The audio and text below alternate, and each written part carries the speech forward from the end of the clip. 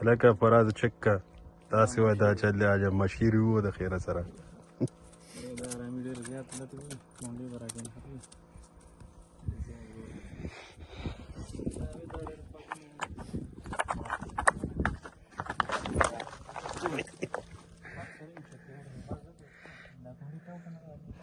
یوسفي ولاړی داسې کار دی